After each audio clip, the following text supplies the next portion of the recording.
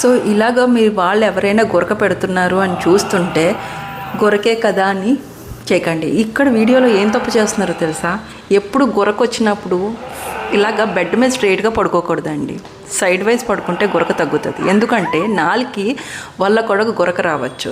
గురక వచ్చినప్పుడు ఏంటి, నాలుకి లోపలికి వెళ్ళిపోయి ఇంకా బ్లాక్ చేసేస్తుంది ఈ యొక్క ఎయిర్వే మాత్ర. ఈ ఎయిర్వే బ్లాక్ అవుతున్నప్పుడే గురక వస్తుంది. ఆర్ గొంతులో కొండ నాలుక లూజ్గా ఉన్నదనుకోండి, దానివల్ల కూడా వైబ్రేషన్ లూజ్ అయిపోయి వైబ్రేషన్ వస్తుందండి. సో వస్తుంది అన్నప్పుడు కంపల్సరీ మీరు డాక్టర్ దగ్గర చూపించుకోవాలి. ఎందుకు చెప్తున్నాను, స్నోరింగ్ వల్ల చాలా మందికి స్ట్రోక్స్, షుగరు, బీపీ పెరిగిపోవడాలు, హార్మోనల్ ప్రాబ్లమ్స్ వీటి వల్ల వస్తున్నాయి.